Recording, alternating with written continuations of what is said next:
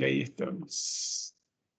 Tengo ahí en el fondo, se ven todo, una típica imagen de los soldados, de los combatientes.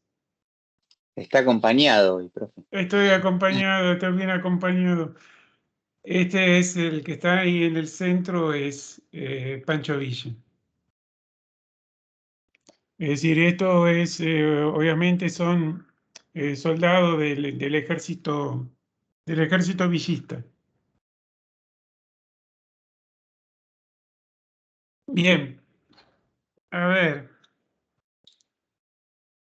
para empezar voy a destacar algunas características así generales de lo que son la Revolución Mexicana y de las características de la política mexicana, para que se entienda.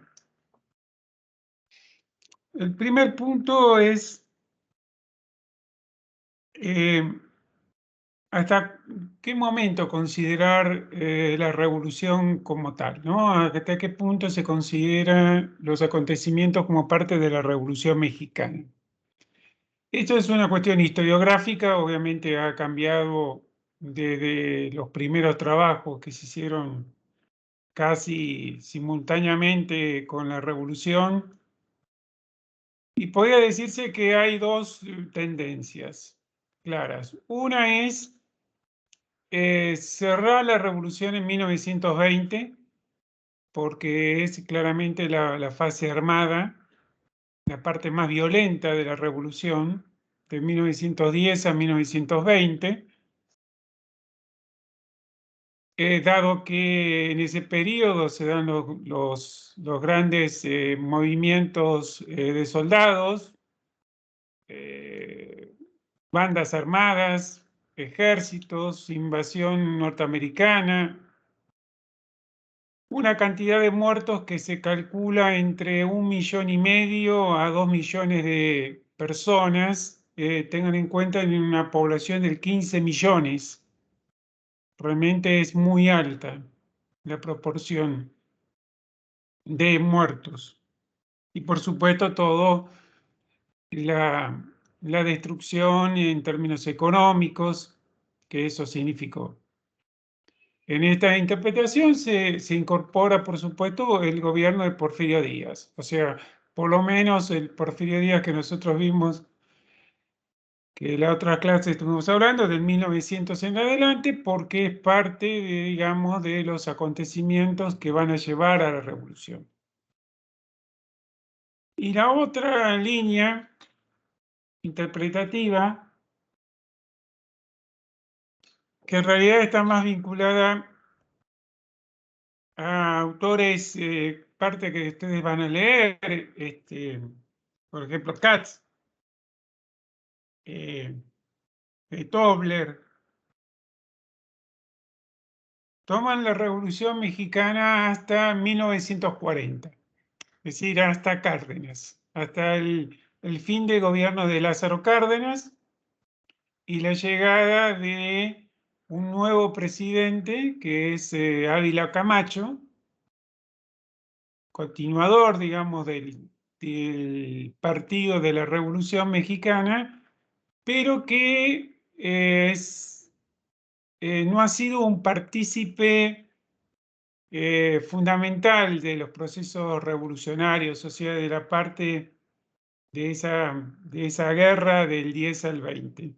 Entonces, yo particularmente creo que la revolución se entiende como tal hasta 1940, tomando el gobierno cardenista, aunque esto nos va a implicar discutir en su momento el tema de Cárdenas en el contexto de la revolución, pero también como fenómeno de lo que se conoce en América Latina como el populismo. Si populismo, un gobierno populista o un orden populista, si quieren, o Estado populista dentro del proceso revolucionario. Ahora bien, en México, esto que digamos es una discusión historiográfica, tengan en cuenta una cuestión, que en México todos, después de 1910 hasta hoy, todos los políticos se presentan de una u otra manera como hijos de la revolución. Es decir, la revolución de alguna manera es la madre que los parió a todos. Por eso constantemente los acontecimientos de la revolución van a ser reinterpretados, van a ser de vuelta estudiados. Algunos de esos líderes o caudillos en algún momento se van a poner en primer plano, después van a desaparecer, otros reaparecen así de manera increíble, digamos, por lo que significan su figura, su participación dentro de la revolución, porque esto va al calor de los cambios políticos que se van dando en México. La mayor reivindicación, por ejemplo, de Porfirio Díaz se comenzó a dar cuando en México, en la década de 1980, llegó un gobierno que se dije heredero de la revolución, pero que empieza a aplicar las políticas neoliberales en México. Y entonces la figura de Porfirio Díaz es revalorizada. Después, obviamente, en el año 2000, cuando Vicente Fox, de un partido de oposición, llega al poder, obviamente Porfirio Díaz se pone a la cabeza de investigaciones y se lo reivindica. Incluso el año 2010, que se celebró el centenario de la independencia, México tiene dos momentos de independencia, justamente por estas cuestiones de las interpretaciones.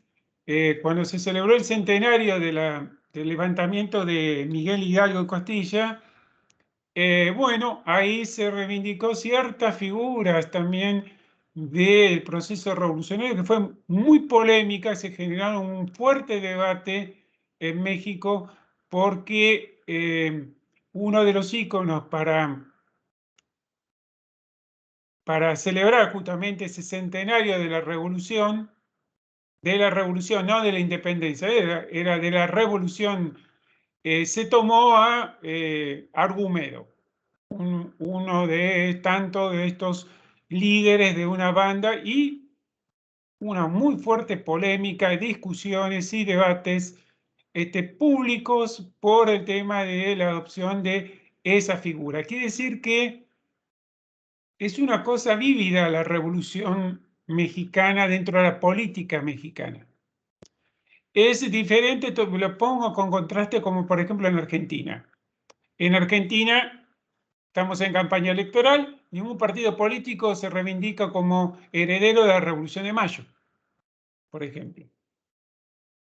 Ni de los revolucionarios, ni ninguna de esas figuras. En cambio en México sí.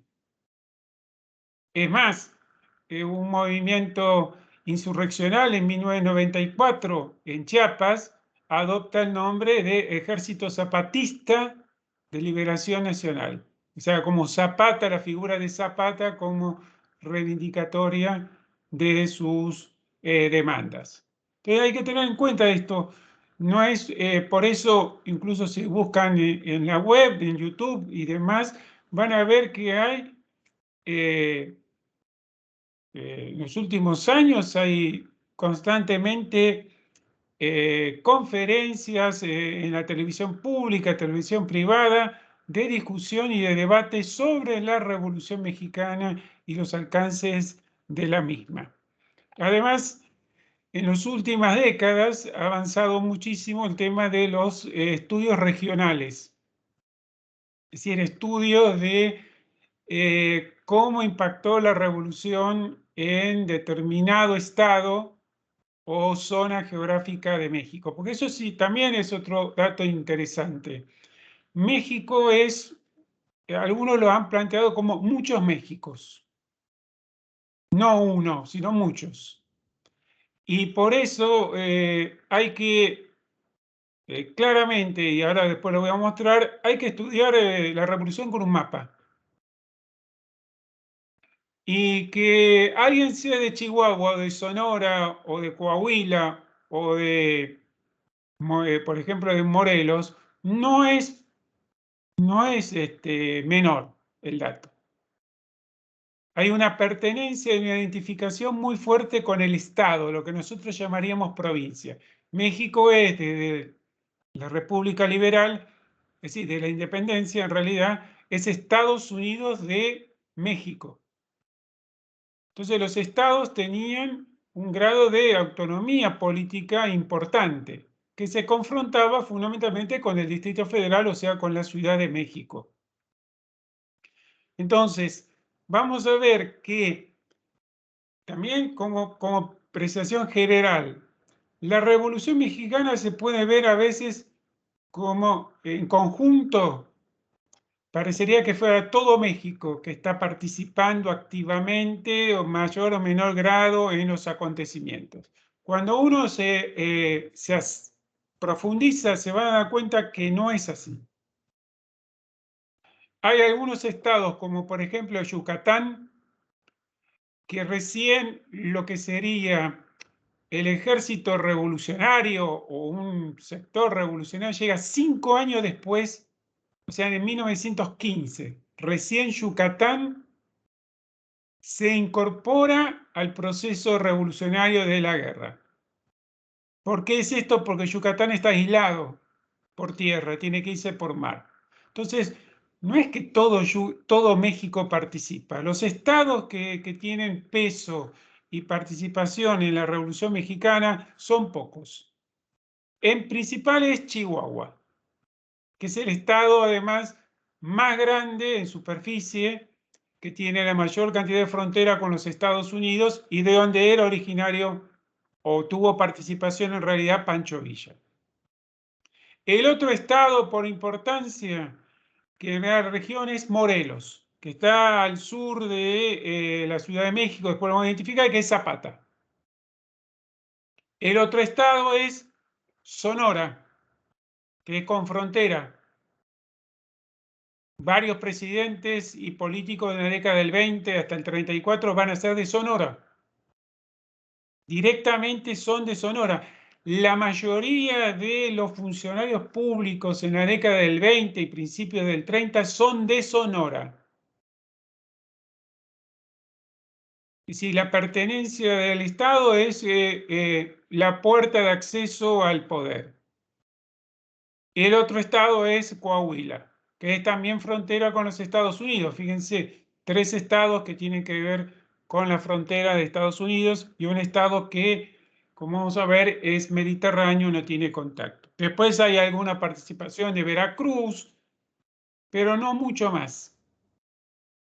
El resto de México participa indirectamente y marginalmente, yo diría, del proceso revolucionario, aunque sí se va a ver afectado. Otra característica de este proceso es que se hace sin partido político. O sea, no hay un partido político previo a la revolución que organice, que plantee en términos programáticos cambios estructurales o ni siquiera cambios aún reformistas de la política mexicana. Lo que se llama el partido antirreeleccionista, como vamos a ver, es una cosa, digamos, circunstancial que nace a partir justamente de una situación de Porfirio Díaz, que dice que no se va a presentar a las elecciones, etc. Digo esto porque a comparación o confrontación, cuando se analiza otros procesos revolucionarios en el mundo, en la historia, que no son muchos en realidad, estrictamente que se pueden llamar revolucionarios, tienen generalmente partidos o digamos movimientos sociales e ideológicos importantes que sustentan de alguna manera el proceso de cambio, de transformación. Estoy pensando en la Revolución Francesa, la Revolución Rusa, que tengan en cuenta que es después que la Revolución Mexicana. La Revolución Mexicana es la primera gran revolución del siglo XX. Y se da en lo que algunos llamarían en un país del tercer mundo. La revolución, de una manera también puede ser norteamericana, la independencia de los Estados Unidos, que también es previa a la Revolución Francesa, pero que no tiene el peso ideológico de la Revolución Francesa, pero también que es parte de la Revolución. Revolución Rusa, Revolución China, comunista, Bolivia, Cuba. Y en ese caso de la de Bolivia, vamos a ver un momento alguna discusión si es considerada revolución. No más.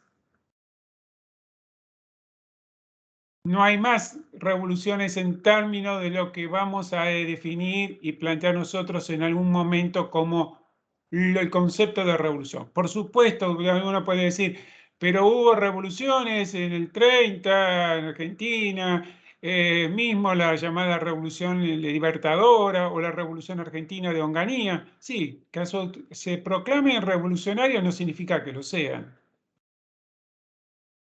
En América Latina hay otras experiencias, pero fallidas, la de Nicaragua, por ejemplo, de 1979, como tal, pero no son muchos los procesos revolucionarios en el mundo. Y la diferencia es que en México no hay una movilización política e ideológica clara que lleve a concluir que estaban buscando esa revolución, buscando ese cambio. En México, muchos de los participantes en los distintos ejércitos, que son muchos y muy variados,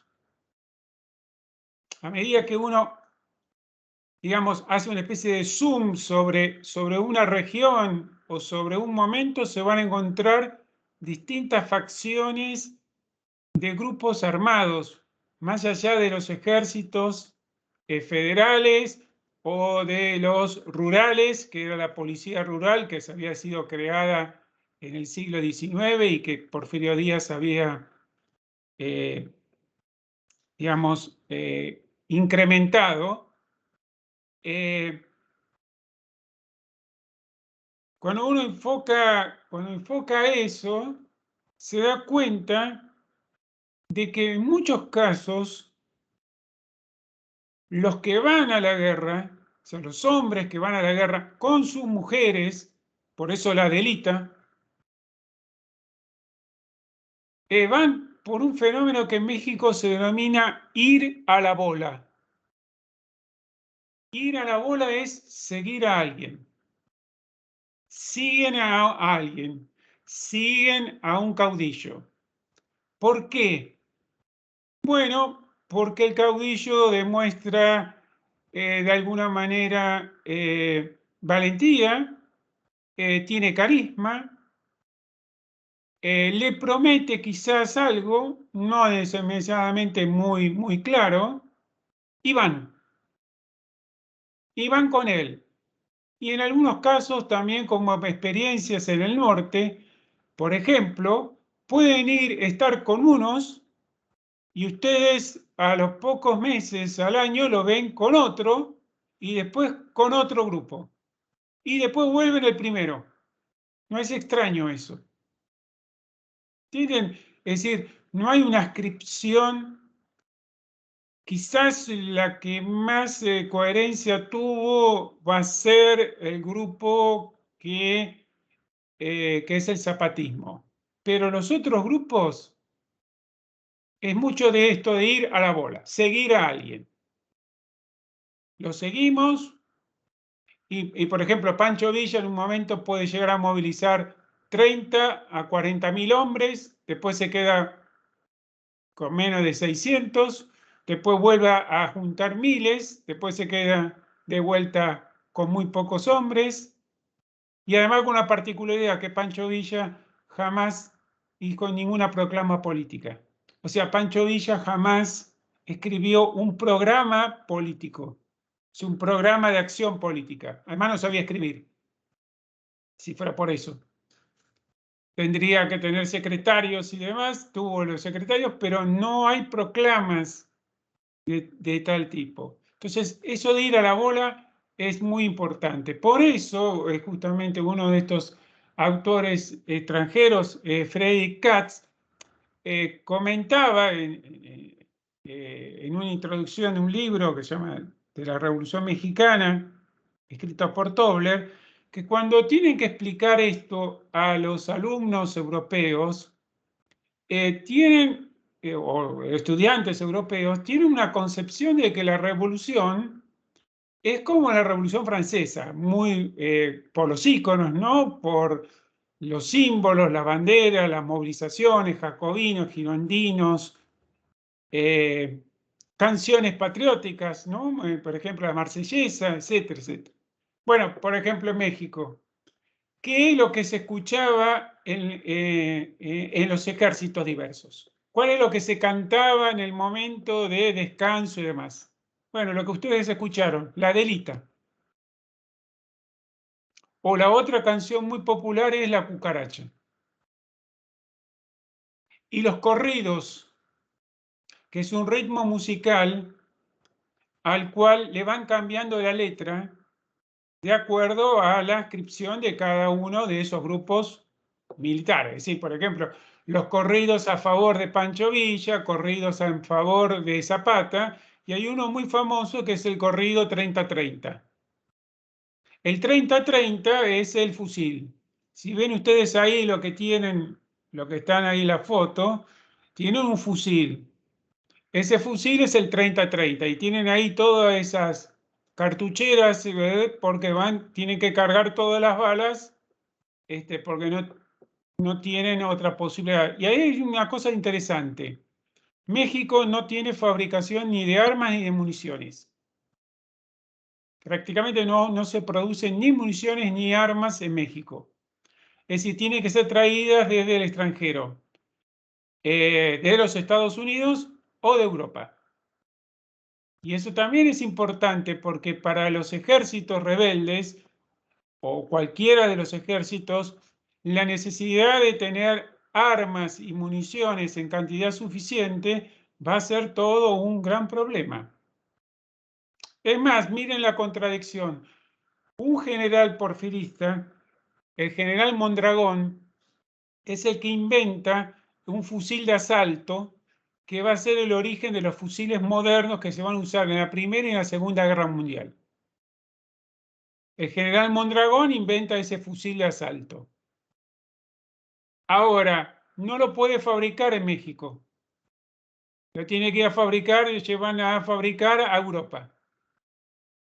Como en el medio comienza justamente la revolución, muy pocos de esos fusiles van a llegar a México, lo cual le daría a los ejércitos federales, o sea, a los oficialistas, digamos, los porfiristas, le hubiese dado una capacidad de fuego impresionante. Ese fusil de asalto se utilizó en la Primera Guerra Mundial y en la Segunda Guerra Mundial. Es en realidad el origen de los famosos AK-47 y el M26 norteamericano, de todos los fusiles que utilizan los ejércitos modernos de la Primera Guerra Mundial. Es un invento de un general porfirista en México, pero no lo pueden producir. Perdón, el fusil que se ve es un Winchester 30-30, básicamente. Sí, es un Winchester 30-30. Exactamente, tenés razón. Okay. Es el Winchester. Es un Winchester, claro. Se fabricó en Estados Unidos en cantidad. Claro, ellos le dicen carabina 30-30 y hecho en Estados Unidos, y justamente en la zona norte es donde pueden llegar a conseguir por contrabando, por compra, las armas y municiones. Claro. Los ejércitos que están, por ejemplo, de Zapata, no. ¿Por qué? Porque es un movimiento mediterráneo. Entonces, ¿qué tienen que hacer? Le roban al ejército federal. Entonces roban, atacan una guarnición o un ferrocarril, roban las armas y muchas veces lo que tienen armas viejas que le quedaron de la época, por ejemplo, de la guerra contra los franceses. O sea, por eso se ve muchas veces una variedad de armas. Pancho Villa sí lo que bueno, capturando también al ejército es los cañones. Y por eso en algún momento va a ser muy importante que a Villa se le una un general porfirista, que es Felipe Ángeles, porque él maneja la artillería. Entonces, eso le permite a él tener una capacidad de fuego, además que Villa era tenía una logística interesante para moverse, para mover sus ejércitos. Entonces, estas cuestiones de ir a la bola, de cómo están compuestos los ejércitos, también hay que tener en cuenta. Entonces, las canciones, los símbolos, no hay una canción patriótica ni que habla de Marsellesa, ni una canción como puede ser la Internacional Socialista, ¿entienden? No hay ese sustrato ideológico de discusión y de debate. Sí, por ejemplo, puede haber, bueno, van a leer que están algunos movimientos de anarquistas y que van a hacer una serie de huelgas a principios del siglo XX, pero que no van a tener peso. Concretamente, ¿qué quiere decir? Aquí el proletariado, lo que se supone que en una revolución como debe ser, algunos suponen, más que todos los marxistas, el proletariado está ausente. Y no solo está ausente, sino que peor, el proletariado en realidad en México se va a organizar para luchar en contra de Pancho Villa y en contra de Zapata. O sea, el movimiento obrero, que además los obreros en México son una minoría, no llegan a 100.000 en ese contexto de 15 millones de habitantes, no van a apoyar a los sectores más radicalizados de esta red, sino al contrario, a los sectores más conservadores. Así que también esto hay que destacarlo y hay que observarlo. Otra de las cuestiones para tener en cuenta es que la primera constitución que fija derechos sociales de avanzadas y que plantea también en la reforma agraria como parte intrínseca de la Constitución, es la de México, la de 1917, muchos meses antes que la Revolución Rusa. Y van a ver que son realmente de avanzada. Ahora, después que se aplique o no es otra cuestión. O cómo se aplica es otro debate. Pero es constitucional, que también eso es importante de tener en cuenta.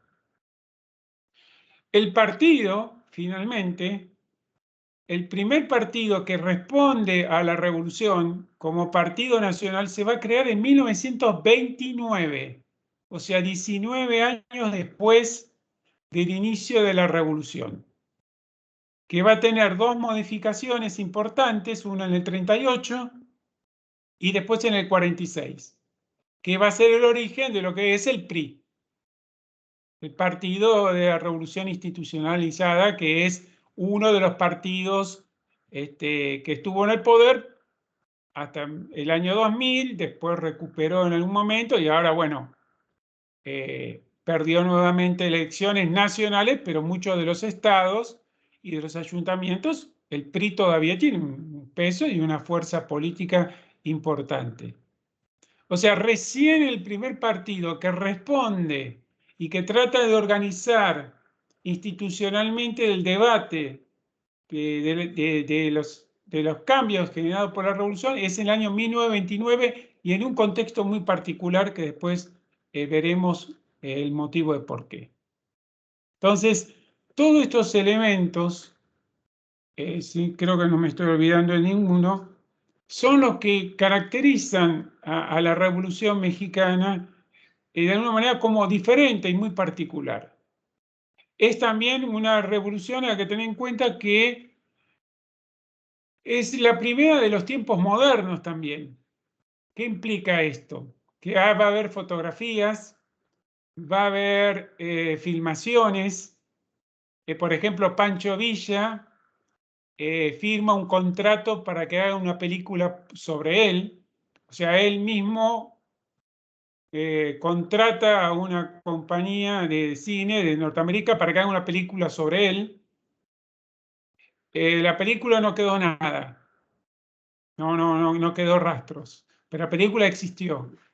Pero además yo creo que hubo como 5 o 6 películas sobre Pancho Villa en la época. En Alemania, en Holanda, en Estados Unidos, porque Pancho Villa fue un personaje mundialmente conocido. No así Zapata, aunque el derroteo después del reconocimiento el reconocimiento como revolucionario primero va a ser de Zapata y el último va a ser de Pancho Villa. Pancho Villa recién va a ser reconocido en el año 1966 como héroe de la revolución y trasladado sus restos en 1976 al Panteón Revolucionario. Es decir, es más tardíamente que va a ser aceptado y eso también tiene explicaciones en los acontecimientos propios de la revolución.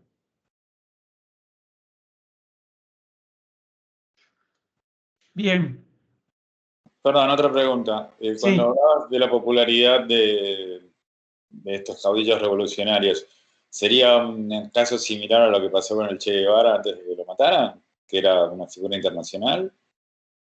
Mirá, no sé si tanto, pero por ejemplo, Villa tiene, te digo, 2 o 3 películas en Europa. Algunos lo presentan como una especie de Robin Hood, otros los presentan como un bandido malvado. En Estados Unidos, Pancho Villa pasa a ser por los periódicos, ¿entendés? Los periódicos de Hearst, los periódicos amarillistas y demás pasan a ser también un personaje conocido. No creo que del mismo alcance que puede ser el Che Guevara, obviamente, pero sí incluso hay periodistas y hay incluso, digamos, políticos de izquierda que van a ir a México a ver la revolución, a ver cómo se gesta eso, ¿no? Como pasó en Cuba en su momento, aunque no tuvieron el impacto porque todavía no hay la fluidez de las comunicaciones, pero sí a través de los periódicos, eh, la foto sí, el cine poco, pero empiezan a ser reconocidos. Incluso cuando asesinan a los dos, ¿no? Ahora vamos a ver, cuando asesinan a los dos, a Zapata y después a Pancho Villa, le sacan fotos y esas fotos se publican en todas partes del mundo. Bueno, similar justamente al Che Guevara. Exactamente, y hay una... Si ve la foto de la muerte de cómo lo presentan a Zapata, es muy parecido a cómo presentan al Che Guevara. Gracias. Es muy similar. Es impresionante, pero no es solamente eso, ¿eh? También ha sido ese común, como pasó en Canudos, en Brasil, en 1897, cuando desenterraron al líder, también después lo mostraron en el cadáver, porque era como una forma de, las fotos de los cadáveres se hacen muy populares fines del siglo XIX, principio del XX, ¿no? Es más, el tema de los cadáveres. Sí. La manipulación de los cadáveres. Sí, hay porque muchas fotografías de cadáveres que parece gente durmiendo. exactamente, o como por ejemplo la famosa esa de Sarmiento, que también esta es una recreación que la ponen en un lugar donde, ahí con libros y una cosa, donde murió en la cama. Es decir, le Claro, sacaron pero lo una. sientan y aparece hasta una vacinilla. Sí, Exactamente, sí, para que sí. parezca como que murió leyendo o una cosa así, pero bueno, pero la de los manejos de los cadáveres, por ejemplo, el problema de los cadáveres, que también hay toda una historia en México sobre eso, que empieza con Santa Ana y parte de su pierna, que le hacen entierro Su de propio su entierro, sí. pierna.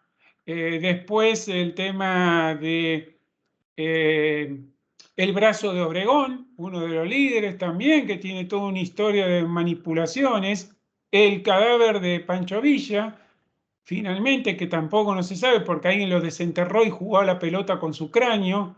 eh, y que recién decía que saben que en México hay un culto a la muerte, ¿no? Pero también acá hay toda una manipulación de los cadáveres eh, muy muy sorprendente. Bueno, no es sorprendente porque en historia también europea hay muchos casos similares, pero es de uso político, ¿no? De los cadáveres. Gracias. Nada de nada.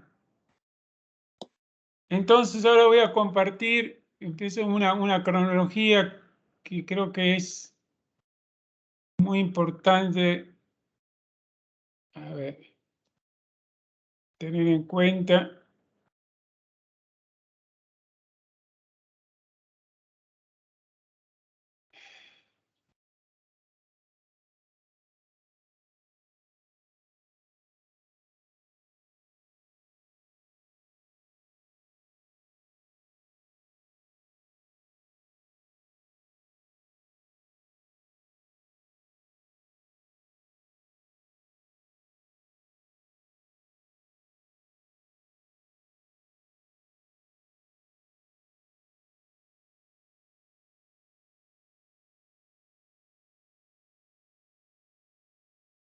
Bueno, creo que la están viendo, ¿no?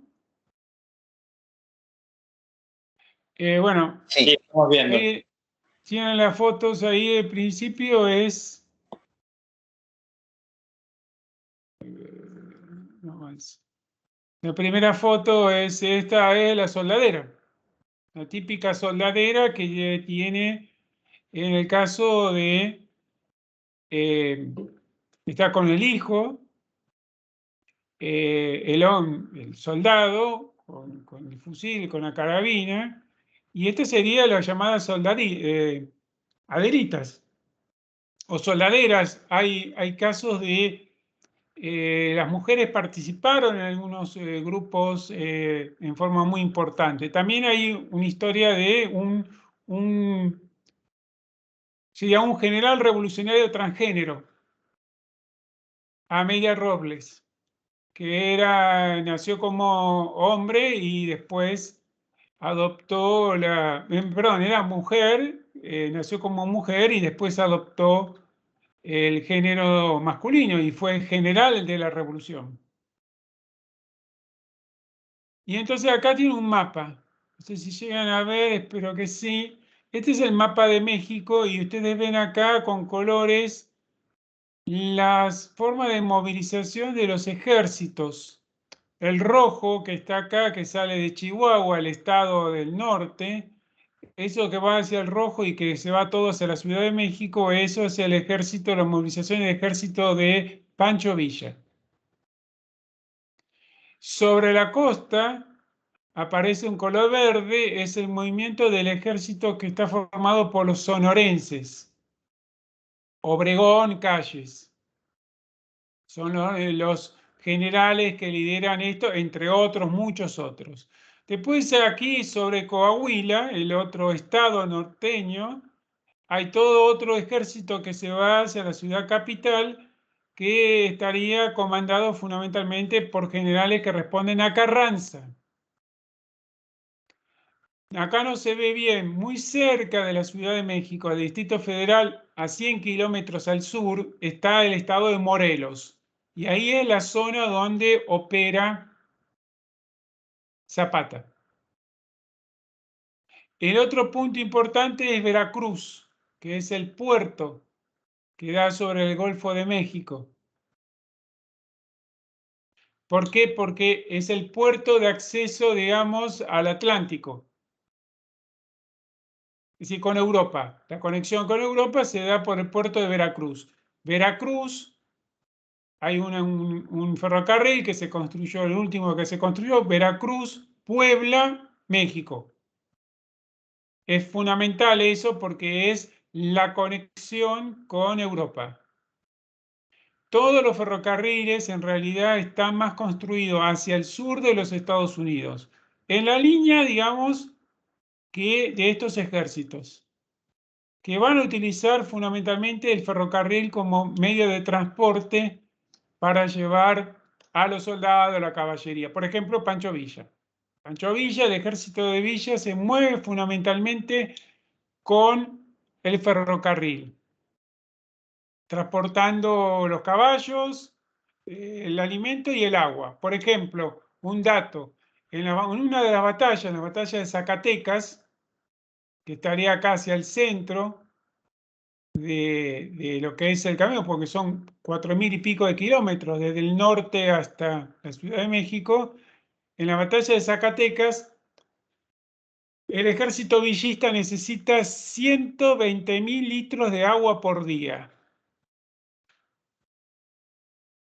Por eso él tiene que organizar toda una logística de vagones, cisternas que lleven agua, alimentos. Tiene un sistema también de hospital, o sea, para trasladar rápidamente los soldados heridos, sacarlos del lugar de combate. Por eso él utiliza fundamentalmente el ferrocarril como medio de transporte. El zapatismo no, porque el zapatismo se mueve en medio de las montañas. Es más bien como una táctica de guerra de guerrillas, ¿no? Es decir, atacan un lugar, lo ocupan, una ciudad, generalmente no pueden sostenerla, se retiran o atacan a un ferrocarril del gobierno, se llevan las armas, municiones. Es un ejército más limitado en su capacidad de movilización. Y como decía antes, tiene que ver mucho con la posibilidad de conseguir las armas. Primero, tener los recursos para comprar las armas, legal o ilegalmente, porque ese es el elemento fundamental. Hay que comprarlas, hay que pagarlas. El zapatismo en ese sentido no va a tener recursos para comprar armas ni la posibilidad de acceder a fuentes de suministros fuera del Estado, fuera de México. Y después entonces, bueno, avanzo para una cosa que más allá de la cronología para mostrar la foto. Bueno, estas son las soldaderas, ampliado. Ven acá los soldados, que puede ser de cualquier ejército, no hay distinción. Las soldaderas van con todo, cumplían funciones, digamos, de apoyo logístico, comida, lavaban la ropa, atendían los heridos. Está con un niño. Estos son Emiliano Zapata y Pancho Villa, una figura típica de los dos. Fíjense, bueno, Zapata vestido como charro, es decir, como decía ser como un hombre de a caballo. Villa con un uniforme, en este caso que parece militar, pero muy probablemente haya sido prestado para la película. Bueno, esto es una famosísima foto que tiene que ver cuando ellos llegan a la Ciudad de México en 1914, después veremos qué significa. Bueno, ¿ven acá que está este uniforme que tiene Villa? Este uniforme se lo prestaron de la filmación de la película. No es un uniforme de él, es un uniforme de tipo europeo. Puede ser más del ejército francés, quizás. Y Zapata está vestido como charro. uno diría vestido como de domingo, ¿no? Como vestido de lujo, obviamente, seguramente de color lavanda, que le gustaban mucho las camisas, que no teníamos posibilidad. Esta es la foto de la muerte. ¿Ven? Que están aquí de Zapata. Y esta es la foto de la muerte de Villa, que lo matan en una emboscada. Hay muchos más materiales, simplemente acá es para ilustrar algunas de las cuestiones que yo había señalado. Entonces, lo importante viene aquí, ¿no? Cómo entender esta cronología, esta periodización, que es muy básica y que, por supuesto, tendría que ser ampliada. Lo que está en negrita con puntos son los presidentes que ocupan el poder en la Ciudad de México.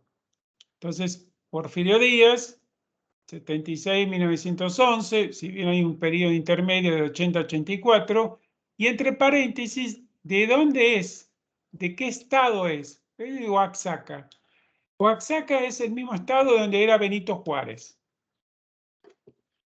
Y después, 1910, Madero, que es de Coahuila, o estado norteño, y el plan de San Luis Potosí.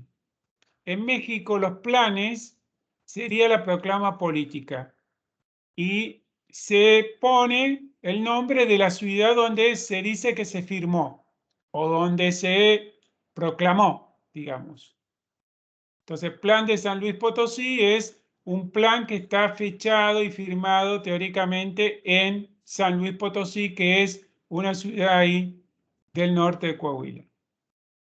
Sí, es Coahuila. Madero es presidente 11-13, pero ahí aparece Zapata, que es de Ananecuilco, Morelos, el estado de Ananecuilco es la villa, Morelos, plan de Ayala. Ayala es la ciudad que está cercana, la villa de Ayala, la cercana de ahí. Huerta, que está en el Distrito Federal, ¿no? Y entonces él toma el poder y se enfrenta a estos ejércitos, los llamados constitucionalistas, y entonces se abre acá una fecha para decir Carranza, que es de Coahuila, fíjese, Madero, Coahuila, Carranza de Coahuila, y Obregón y Calles, que son de Sonora. Villa está en Chihuahua.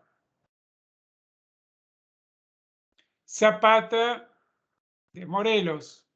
Y los Estados Unidos, que aquí ocupa,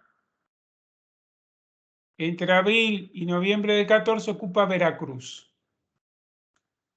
Es decir, todos estos ejércitos se enfrentan a Huerta, que sería lo que yo marcaba en este mapa con colores, ¿no? Es decir, todos esos ejércitos que se van a ir concentrando de alguna manera en la Ciudad de México, el Distrito Federal. La Ciudad de México, solamente en esos 10 años de guerra, tuvo 10 días de combates en la ciudad. Solo 10 días. Y en realidad es por el golpe de Estado que va a hacer Huerta. En el 15, el que toma el poder después de una serie de acontecimientos es Carranza, de Coahuila. Y entonces ahí tiene dos acontecimientos, 17, que es la Constitución, artículo 27, artículo 123, de trabajo 19, asesinato de Zapata, y explicará. En el otro, sigo con la otra cronología y explico, viene lo mismo. Obregón, fíjense, presidente, Sonora, 23 asesinato de Villo. Calles, presidente, los presidentes duraron 4 años en su momento. De Sonora, después va a haber Maximato, 3 presidentes, veremos por qué. Partido, que yo decía 29. Y Lázaro Cárdenas, que es de Michoacán. No es de Sonora, pero que ha hecho toda su campaña militar desde muy jóvenes, desde los 18 años, estuvo a las órdenes de los ejércitos sonorenses y una serie de acontecimientos que después se irán explicando. ¿Entienden la lógica de la cronología? Es decir, hay muchos hechos o acontecimientos. Es muy fácil perderse, muy fácil complicarlo, incluso al explicar es complicado porque uno tiene que ir explicando toda una serie de acontecimientos que se van relacionando, se van vinculando unos con otros. Entonces, yo voy a empezar a hacer eso, ya di la visión global, y cuando aparezcan voy a empezar a explicar un poco más profundamente cada uno de ellos. Si no entienden algo, por favor, abran inmediatamente el micrófono, porque así lo aclaro.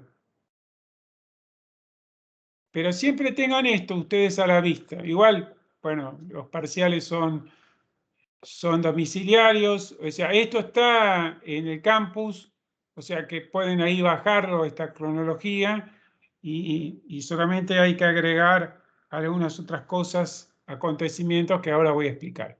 Entonces, Porfirio Díaz, empecemos ahí. No, dijimos, es el orden oligárquico, es claramente caracterizado un Estado capturado, vimos cómo reprimía, a partir de 1900 concretamente, en realidad un poco antes, pero de 1900 lo que ocurre es que el crecimiento económico de México se frena. ¿Y dónde se frena? Especialmente en la zona norte. La zona norte, que había crecido espectacularmente después de vencer a los indios apaches y enfrentarse a otras comunidades indígenas que estaban también en Sonora, por ejemplo, ¿no? Sonora, ahí están los indios llamados yaquis y mayo, que controlaban una zona de valles fértiles, que estuvieron en constante conflicto con el ejército porfirista y especialmente con ejércitos organizados en Sonora.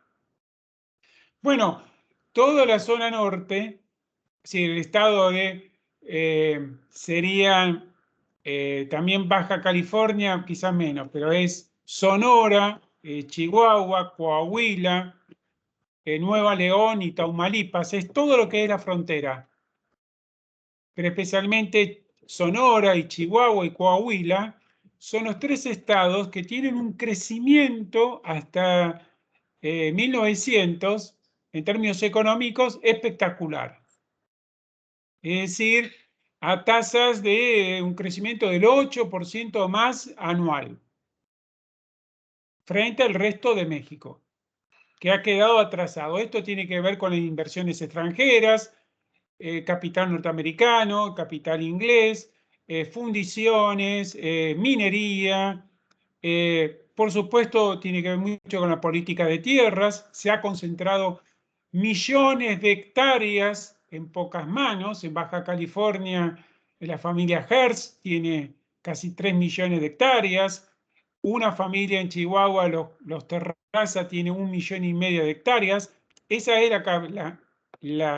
la magnitud del crecimiento económico. Y uno también de los que representantes de esa, sí, concretamente una burguesía terrateniente, industrial, que tiene intereses en la metalúrgica, también en la minería, es la familia de Madero. Madero es una de las 9 familias más ricas de México, ¿no? Bueno, desde 1900 comienza ese crecimiento económico, empieza a ser mucho más lento. Además, los Estados Unidos, bueno, también hubo crisis financieras en el 90, 93, que impactaron. Hay ciclos, además, en 1907, 1908, de crisis económica en los Estados Unidos. Se asocia también que todo en esa década hay una recurrente periodo de sequías. ¿Y por qué la sequía es tan importante? Por esto. En México, el México rural, donde vive la mayoría de la población, porque la mayoría de la población es rural, hay dos tipos de tierras. Las tierras llamadas de temporal y las tierras de regadío. Las tierras de regadío entiende que son tierras que tienen el regadío a través de ríos. Esos, obviamente, la mayoría está concentrada en las grandes haciendas, en plantaciones azucareras que necesitaban gran cantidad de agua. La otra mayoría de la población, es decir, aún en hacienda, los peones acasillados, los campesinos libres, las comunidades, por ejemplo, del norte de Chihuahua, que son comunidades que están vinculadas más a la ganadería que a la agricultura, dependen de las lluvias. Y ahí el régimen de lluvias es fácil de entender. 6 meses llueve, 6 meses no. Por eso se llaman tierras de temporal. Ahora, claramente, cuando las lluvias se atrasan o no llueve lo suficiente, esto hace que la producción, fundamentalmente de alimentos, que es maíz, se resienta. Entonces, el precio de maíz comienza a aumentar. Los arrendatarios, por ejemplo, de las haciendas, que ahora tienen que pagar sus arriendos, es decir, tienen que pagar el arriendo vendiendo maíz o vendiendo quizás algodón. Al carecer al disminuir la producción, ellos tienen que pagar en dinero. Y entonces empieza el conflicto y la tensión con los hacendados. Por otra parte, hay una población que necesita alimentarse. El precio del maíz aumenta. Entonces, al aumentar el precio del maíz, los peones de las haciendas se endeudan cada vez más. Esto sumado a que estas crisis económicas que yo digo de los Estados Unidos y también de la producción minera hay huelgas, ciclos de huelgas en metalúrgicas y en industria textil, que está por ejemplo en Veracruz, en Monterrey, que son de capital norteamericano, pero que tienen empleados mexicanos que, a decir verdad, cobran menos que los empleados norteamericanos en territorio mexicano. O sea, hay una discriminación muy clara. O sea, una misma empresa, la empresa que está en territorio mexicano, le paga más a los obreros norteamericanos que a los obreros mexicanos. Ahora, primero lo que despiden a los mexicanos. Entonces, esos obreros fabriles y mineros, ¿a dónde van a ir? Vuelven a sus comunidades, vuelven a sus pueblos.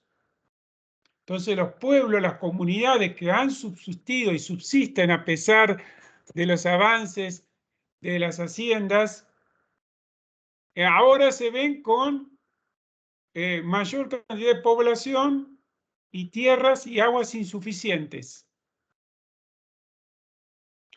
Esas comunidades sirven de alguna manera como colchón, ¿no? Como amortiguador de la crisis. Es decir, cuando hay una crisis y hay desempleo, vuelven a las comunidades y las comunidades tienen que contener a esa población que por supuesto va a estar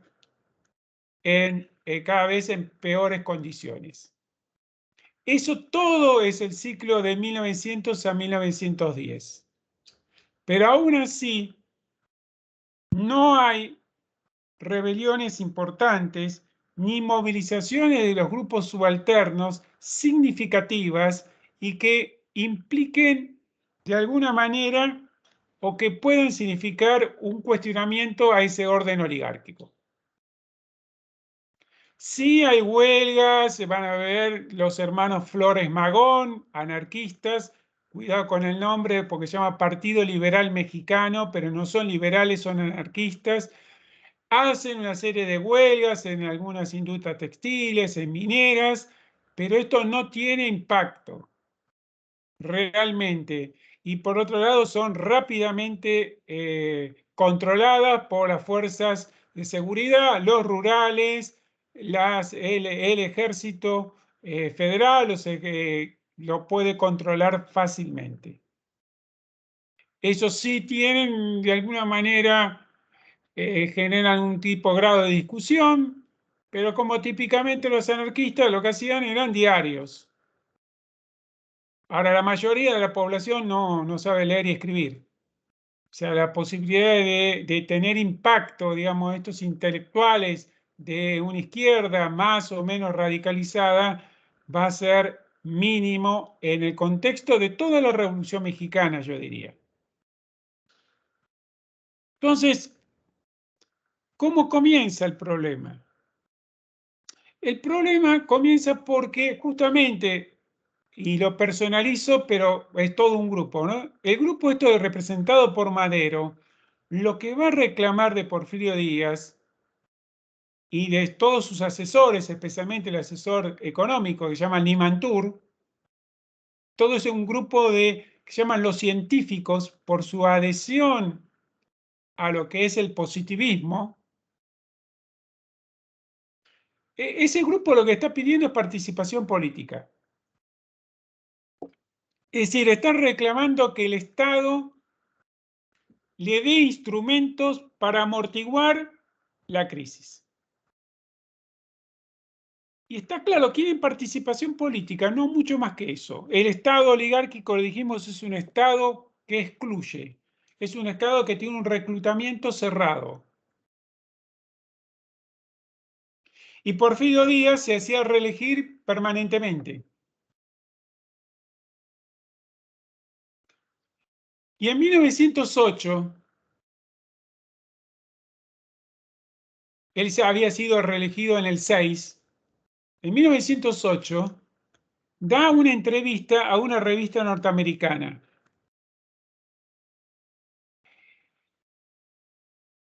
Y en esa entrevista,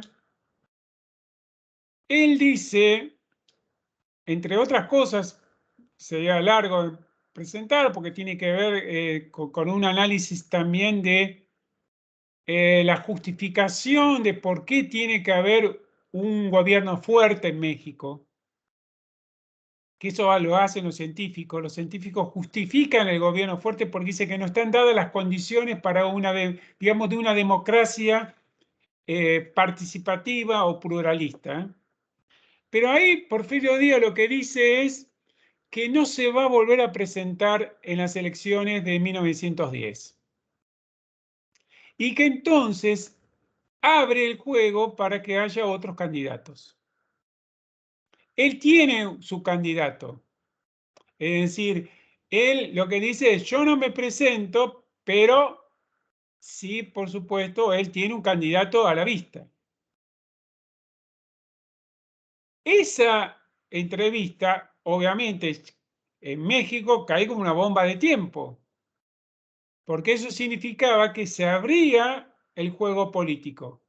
Y entonces ahí donde Madero funda un partido, que no es un partido orgánico, partido antirreeleccionista, escribe un libro, la reelección presidencial, y empieza a plantear entonces hacer campaña para las elecciones de 1910. Sí, como presentarse como una alternativa.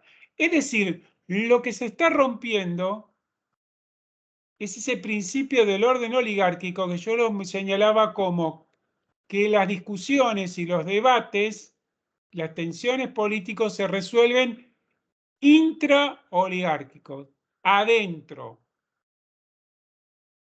¿no? Como decía, no, los trapitos sucios no los mostramos al sol, lo solucionamos adentro. Ahora lo que se está presentando es entre dos.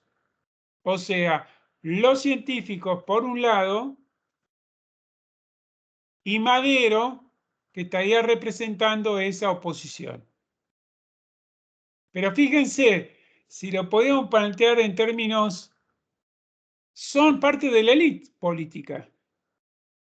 Acá no hay participación de los grupos subalternos, no hay una movilización popular, no hay un reclamo ni de los campesinos, ni de los obreros, no hay partido de izquierda importante que haya reclamado, sino esto es un conflicto en la cúpula de poder.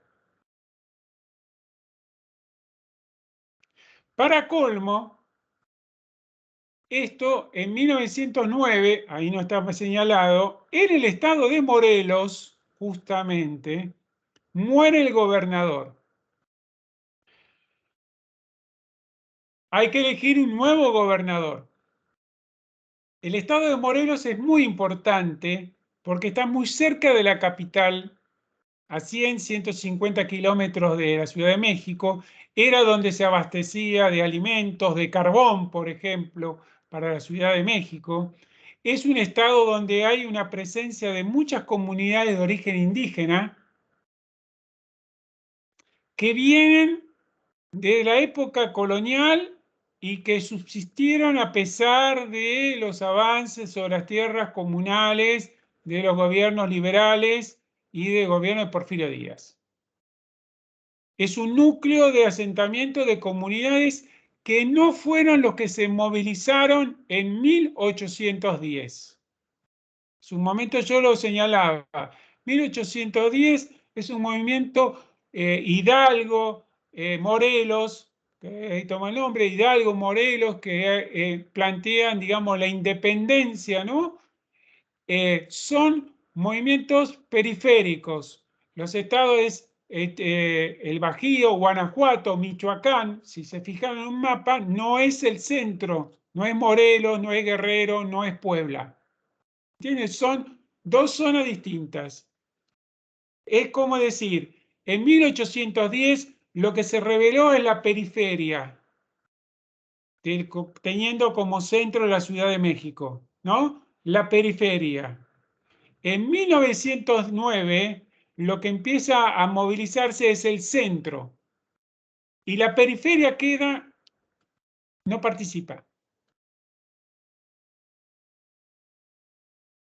Las haciendas, los peones acasillados, los peones de las haciendas no van a participar activamente de la revolución.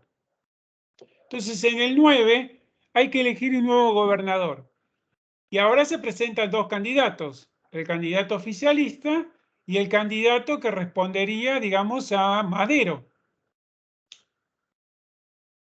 Por supuesto, entonces los maderistas o este movimiento, ¿qué necesita? Hacer campaña electoral.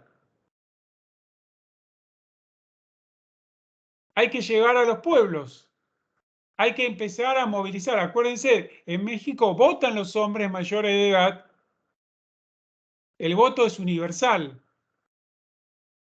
Si estos maderistas o digamos ese movimiento en oposición al oficialismo quiere ganar, necesita votos. Y esto entonces cae en un momento muy particular. ¿Por qué? Porque justamente ahí, en Ananecuilco, en Morelos, la comunidad en 1909 estaba en conflicto con las haciendas azucareras. La azúcar es el único producto que en ese momento había aumentado de precio internacional. La mayoría de los otros productos estaban en decadencia. En Ananecuico pasa un río, se llama Yala. La hacienda azucarera lo que necesita es más tierra y más agua para producir más azúcar y tener más ganancia. Esa es la lógica. Ahora, ¿a quién le tengo que sacar la tierra? A las comunidades indígenas.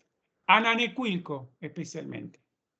Ahora, esta Ananecuilco es una comunidad de origen indígena, no es que sean indígenas, en realidad hay mucho mestizaje, pero Ananecuilco tiene una historia de siglos que están ahí ubicados. Siglos. Pues más de 800 años de historia tienen. Y entonces, en 1909, un domingo a la tarde, sin tocar la campana, esto es así el relato, sin tocar la campana significa sin convocar, para que nadie se entere, para que los jefes políticos, los rurales, se enteren de que el Consejo de Ancianos, que es la autoridad de la comunidad, se reúne con las cabezas de familias, con los jóvenes cabezas de familia, y empiezan a discutir el tema de la tierra y del agua. Lo que dicen centralmente esos consejos de ancianos es: ya no sabemos cómo reclamar el tema de las tierras. Necesitamos tierras y agua. Hasta ese momento, ¿cómo había sido el reclamo? Siempre el reclamo había sido de la misma manera: ir a la justicia. ¿No? Habían ido a la justicia, incluso algunas comisiones se habían encontrado en un momento con Porfirio Díaz. Por supuesto, la respuesta siempre era: vayan a los tribunales, y obviamente no le hacían caso. Y constantemente las haciendas le estaban quitando el agua, y en ese momento la hacienda está, la plantación, la comunidad indígena está al borde del colapso. Entonces el Consejo de Ancianos le dicen: elegimos a 12 hombres jóvenes para que se encargue del asunto. Si le dan un mandato a una comisión de jóvenes para que se encarguen del tema. El primer nombre que aparece, que es elegido por la comunidad, digamos, de esa reunión, ¿entienden?, de Consejo de Ancianos y los hombres, es Emiliano Zapata. ¿Por qué Emiliano Zapata? Porque Zapata, el apellido Zapata, es un apellido de prestigio en la zona. Su abuelo lucharon contra los franceses, han luchado junto con Porfirio Díaz en su momento contra los franceses, son respetados. Zapata sabe leer y escribir, es domador de caballos, tiene un terreno propio, tiene casa propia. Es decir, no es un campesino. Aclaro, no es un campesino. No trabajó en las haciendas. Él se encargaba de hacer transporte y de domar caballos.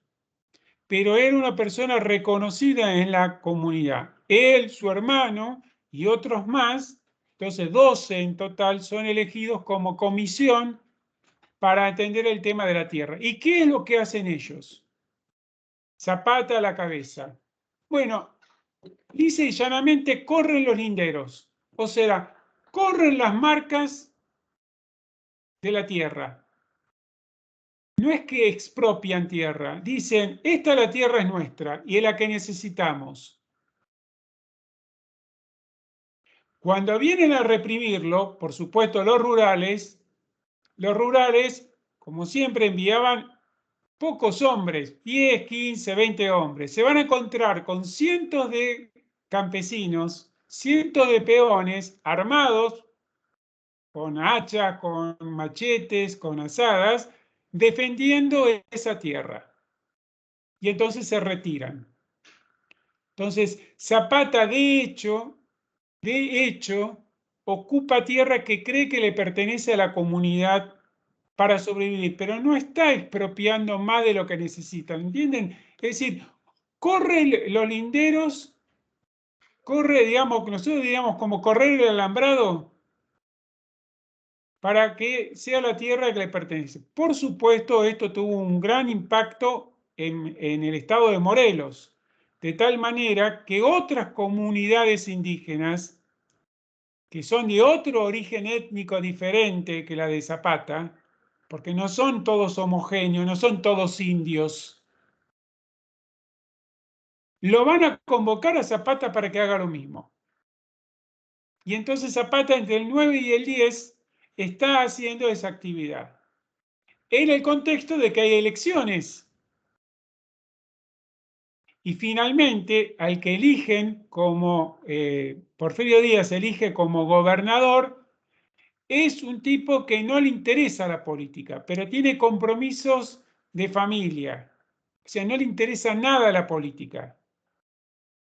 Y entonces va a ser la peor opción porque no va a poder manejar la situación.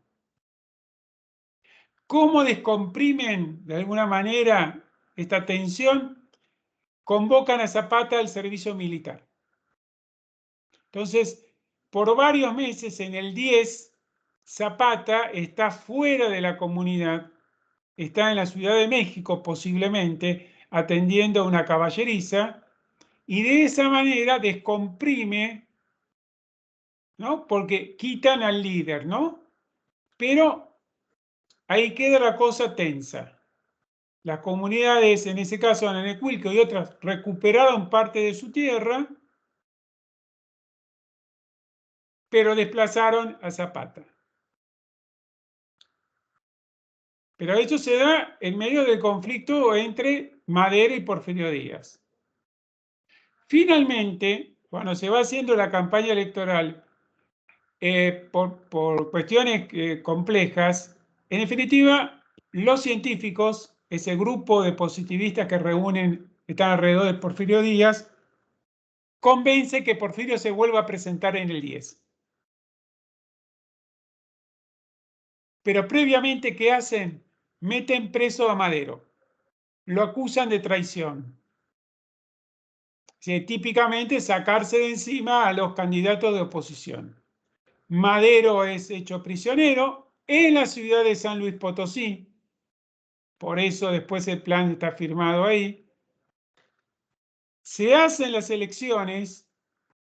Obviamente gana Porfirio Díaz. Porfirio Díaz festeja el centenario de la Revolución de 1810, lo ponen como la independencia, cosa que no es. Es decir, el gobierno de Porfirio Díaz ha generado toda una pedagogía republicana en base a la idea de que la independencia tuvo que ver con Hidalgo y con Morelos. El grito de Dolores, que además lo hizo coincidir con su día de cumpleaños, el 16 de septiembre. Festeja, hace unos grandes festejos, se construye un monumento que todavía hoy está, que se llama el Ángel de la Independencia, un monumento enorme que todo el mundo pensaba que se iba a caer por el hecho de que saben que el terreno de México, la Ciudad de México, es un terreno que se está hundiendo, hay terremotos, sin embargo todavía subsiste, tiene 56 metros de altura, con un ángel alado, etcétera, que representa la independencia. Si uno ve la imagen de 1910 de septiembre, el gobierno de Porfirio Díaz es un gobierno sólido, es un gobierno que no tiene oposición y parece que va a perpetuarse en el poder. Poco tiempo que termina septiembre, fines de septiembre, liberan a Madero. Termina la fiesta, liberan a Madero. Ya ganó las elecciones, Porfirio Díaz, Madero se va al exilio y desde el exilio en los Estados Unidos escribe el plan de San Luis de Potosí, que es lo que ustedes tienen ahí para leer también. ¿Y por qué lo firma con el plan con San Luis Potosí? Porque lo firma diciendo que la ciudad no lo metieron preso. Lo firma el 5 de octubre de 1910. Primer dato curioso. Dice que la revolución va a comenzar el 20 de noviembre a las 18 horas. Es decir, debe ser la única revolución que tiene día y hora de inicio. Es decir, diciendo que si a esa hora y ese día Porfirio Díaz no renunció, comienza la revolución. Explicaciones posibles. Primero, dar un tiempo para que esto se comunique a todo México, porque no hay forma de comunicaciones rápidas. Esa es una posibilidad. Segundo, un espacio de negociación. Te aviso que te voy a dar la revolución. Tercero, ¿por qué ese día y a esa hora? Porque es domingo y terminaron las misas. O sea, el domingo no se trabaja y la gente está en el pueblo. Entonces la gente en el pueblo puede estar comunicada, es decir, el lugar donde se entra en contacto con otros y se comunican y se pasan información. No tiene ejército, Madero. No tiene un ejército formado. Él parte de esa burguesía, es parte, digamos, del porfirismo en su sentido. Nació y creció toda la familia y todo lo demás, porque gracias a pueblo, pero salen a protestar por el tema de la participación. Y ahí tienen ustedes el plan. Lo voy a leer la parte más importante para que entiendan cómo elemento, pero pueden leer todo. Dice, hace muchos años se siente en toda la República un profundo malestar debido al tal régimen de gobierno.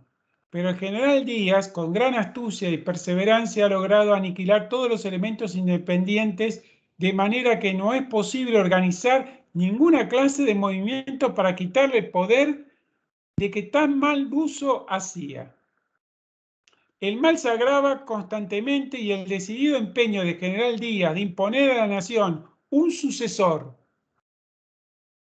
y siendo este el señor Ramón Corral, llevó este mal a su colmo y determinó que muchos mexicanos, aunque carentes de reconocida personalidad política, puesto que habían sido imposible labrársela durante 36 años de dictadura,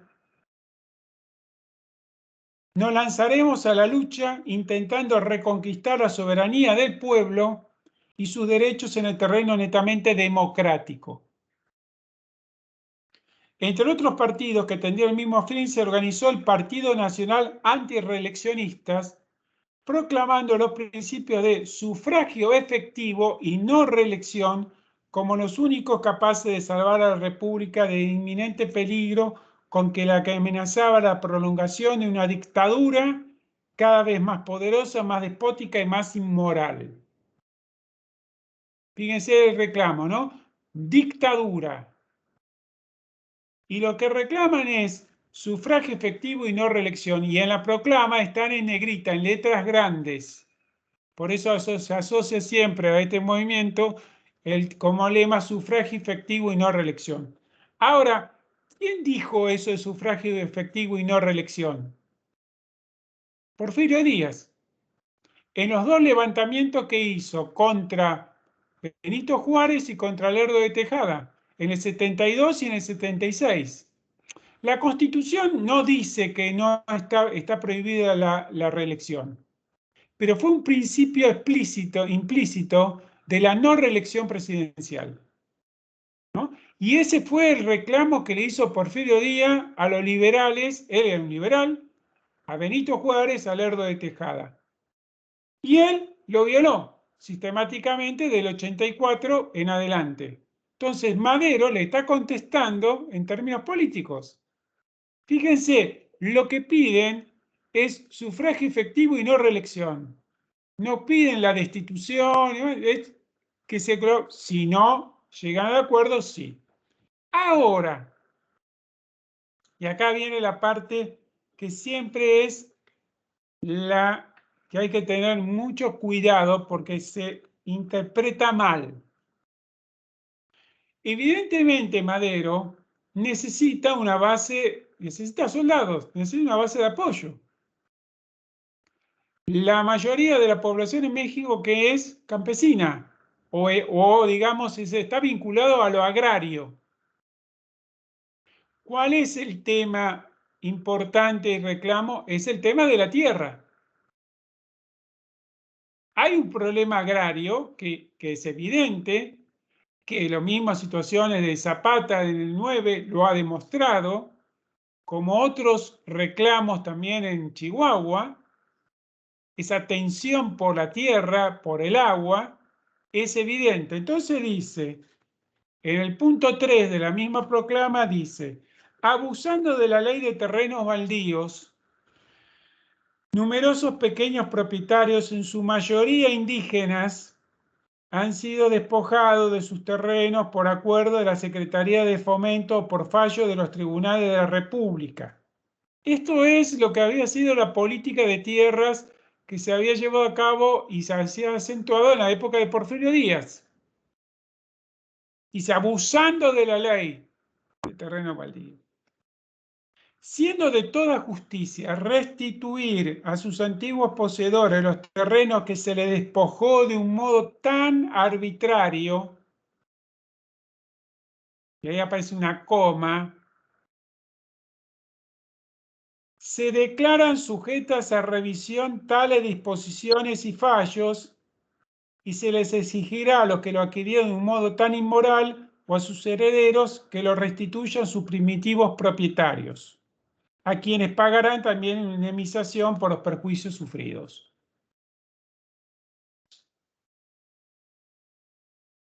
Es decir, punto importante, dice, hubo abusos en la ley, la mayoría que los abusados fueron propietarios, la mayoría indígenas, se declaran sujetas a la revisión tales disposiciones y fallos, y después se le exigirá una indemnización. ¿Es reforma agraria? Digo, afirmo y lo sostengo a todo el mundo que quiera, porque lo voy a sostener hasta el día del juicio final, no. No modifica el tema de la propiedad de la tierra. Lo que dice es que seguramente hubo abusos. Se van a revisar y si se demuestra en juicio la culpabilidad de los terratenientes, tendrán que devolver la tierra más indemnización. O sea, los terratenientes son inocentes hasta que se demuestre en juicio que son culpables. Es lo que habitualmente pasaba con los reclamos. Ahora, ¿cuál es la diferencia? Que alguien desde el poder o de un sector del poder está reconociendo de que hubo abusos. Si uno podía hacer, no sé cómo debe haber sido leído o interpretado por los distintos sectores, pero uno se puede imaginar. Los zapatistas, Zapata, las comunidades, ¿cómo leyeron esto? No van a devolver la tierra. Pero ahí no dice que le van a devolver la tierra, dice que se va a revisar. Dice, reconocen que hubo abusos, no van a devolver la tierra. No es así. Y los otros grupos que leyeron la primera parte, lo que está diciendo que es que quieren soberanía del pueblo y en derechos en el terreno netamente democráticos. Es decir, están diciendo que debemos defender los derechos de los pueblos, la autonomía de los pueblos. ¿Y dónde se había recortado la autonomía de los pueblos? ¿Dónde se había visto afectada la autonomía de los pueblos? En Chihuahua. Muchos pueblos del norte, es decir, de la zona de Chihuahua, que no eran precisamente comunidades campesinas, indígenas, sino que eran de otro, había mestizos, hay algunos grupos indígenas, pero tienen otro origen, son comunidades que se crearon o pueblos que se crearon para la defensa en contra de los indios apaches y los indios comanches, etc., tenían un grado de autonomía política muy alto y controlaban la tierra. Ahora, desaparecido el problema de los apaches, la tierra valorizada comenzaron a perder autonomía y tierras. ¿Cómo empezaron a perder autonomía? Con los jefes políticos, con los rurales. Es decir, con el control por parte del Estado del Estado central y del Estado estadual, o sea, del Estado local. Entonces, fíjense, de alguna manera, la primera parte es para los pueblos del norte. Como dice el texto de Aranay, ahí el tema de los caudillos y campesinos, ese sería representado por Pancho Villa. Y la segunda parte que yo leí, esto sería lo que están pidiendo o reclamarían o tienen expectativas los zapatistas, que nos devuelvan la tierra. ¿No? El plan comienza entonces a haber agitaciones en el norte, en Chihuahua fundamentalmente, se empiezan a armar eso, ir a la bola, ¿no? Son ejércitos obviamente improvisados, son fuerzas improvisadas, no es un ejército en sí mismo, pero el problema es que los rurales y el ejército federal es sobrepasado rápidamente. Yo creo que en definitiva lo que hicieron es, los gobernadores lo dejaron solo a Porfirio Díaz, frente a ese conflicto que se genera fundamentalmente en el norte, en Chihuahua, y que tiene que ver con este grupo representado por los maderistas.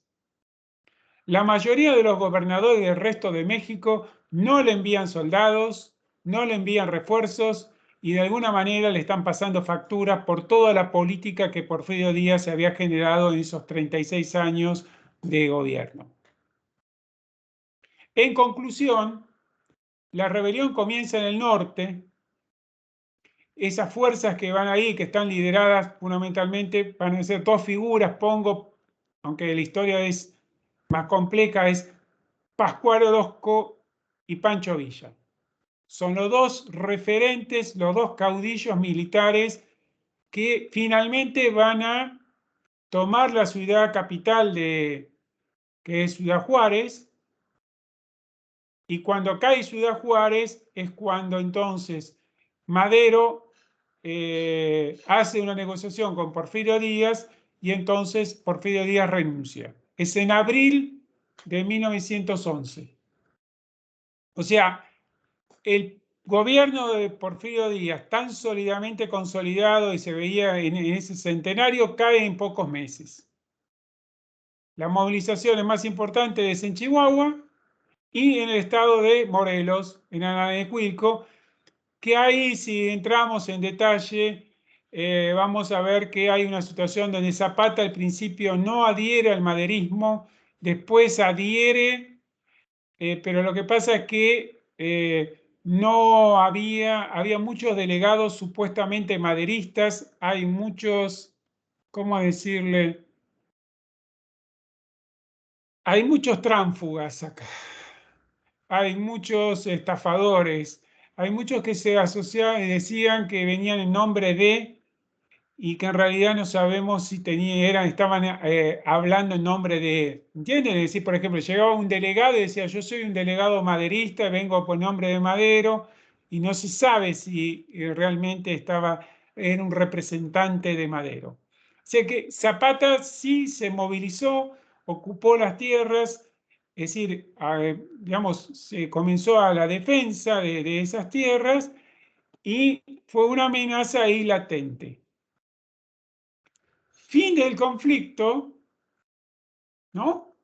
Bueno, Madero no toma el poder. Se nombra un gobierno provisional que va a llamar a elecciones.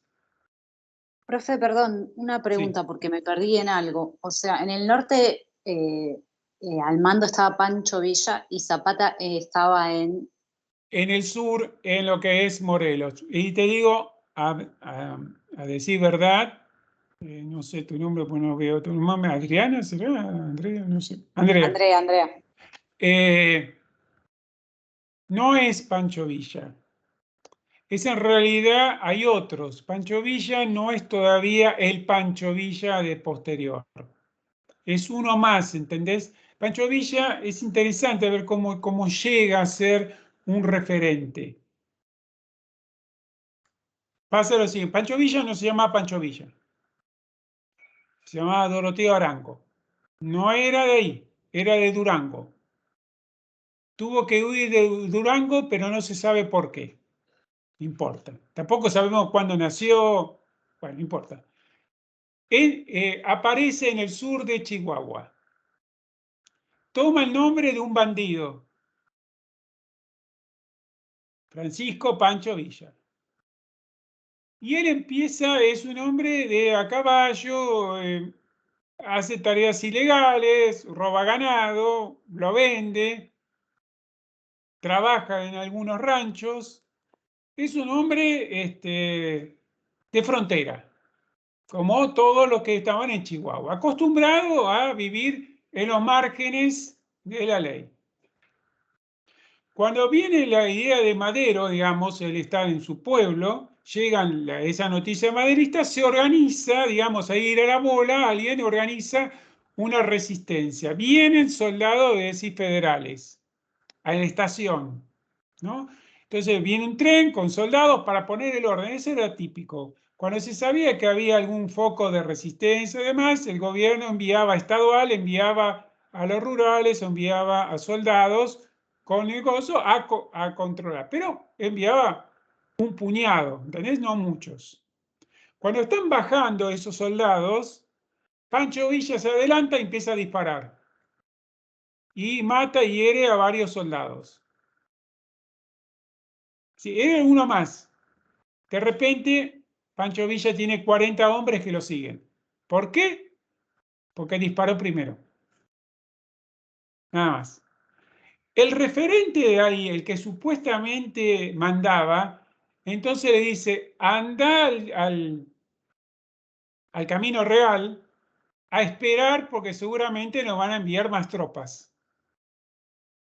Y entonces va con 40 hombres. Y viene todo una patrulla, no sé cuánto eran, creo, muchísimos soldados. No sé si eran casi, no en un regimiento, pero una patrulla muy grande.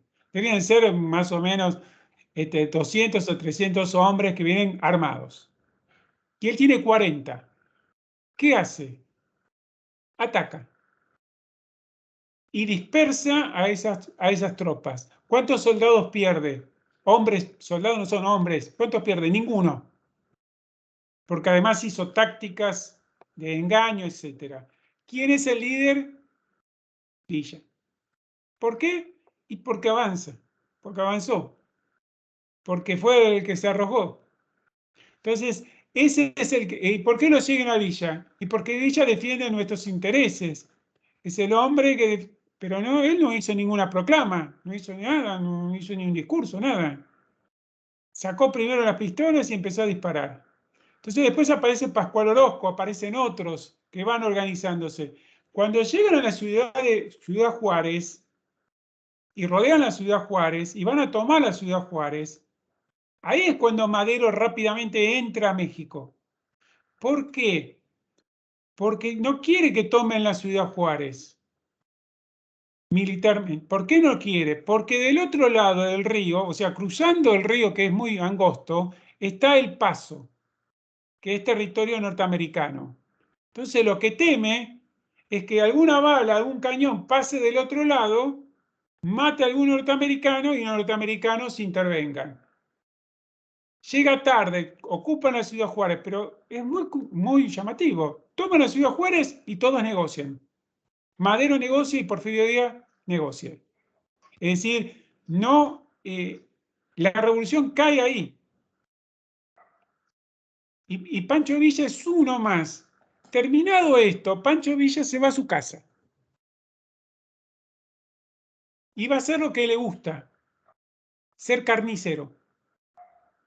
¿Por qué? Porque obviamente si roba ganado, lo tenés que vender. Entonces, ¿qué mejor robar ganado y tener una carnicería? Y está varios meses en la carnicería, tranquilo. Hasta que, ¿qué pasa? Pascual Orozco, el otro, se enoja contra Madero porque no le dieron la gobernación, no le reconocieron. Entonces, unos meses después, Villa está luchando contra Pascual Orozco. No sé si me siguieron. Sí, sí. Le pediría, si pueden hacer, pongan en un papel, agarren un papelito. No puedo hacerlo porque yo en realidad tendría que hacerlo con esto, pero no sé cómo miércoles se hace. Pongan de un lado Porfirio Díaz, PD, ¿no? Y pongan más H, que es Huerta, que es el general más importante que tiene el ejército porfirista. Del otro lado pongan versus, o sea, están en contra. Ponen la M de Madero,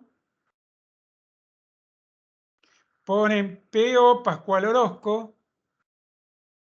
más Villa, que son los dos referentes del norte, y Zapata, que está en el sur. ¿Entienden? Sería M, Madero, Pascual Orozco, más Villa, porque están juntos, y Zapata. Todo eso se enfrentan en 1910, 1911. ¿Está claro? Bueno, ahora pongan del otro lado, donde pusieron Porfirio Díaz, pongan Madero, porque Madero va a ser elegido presidente finalmente y va a asumir en noviembre, más Huerta, porque Huerta continúa, el ejército porfirista no se desarma, porque es el ejército de la continuidad, más Villa,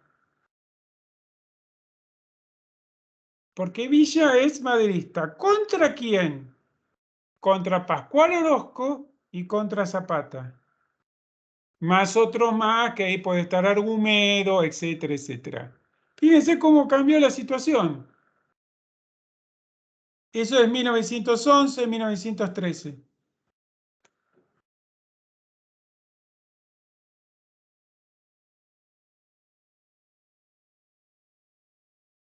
Y la dejo ahí porque después lo tengo que complicar más. Porque ahí después en la cronología se dan cuenta. Después queda de un lado Huerta y del otro lado van a quedar Villa, Zapata, los constitucionalistas de Estados Unidos. O sea, el único que se mantiene siempre en la línea es Zapata, en oposición. Pero los otros van cambiando y muchos más, muchísimos más. Porque hay una lógica en el norte que podría ser explicada sencillamente así. Yo me alío con X, por ejemplo, Villa con Huerta se alían. Son los que están combatiendo a Pascual Orozco. Combaten. Termina el combate. ¿No? Villa se va. No es un traidor, no es un desertor. En la lógica del norte. En la lógica del norte no es un desertor. Es solamente un traidor si en el medio de la batalla se cambia. Pero después, si termina la batalla, se va, no hay problema.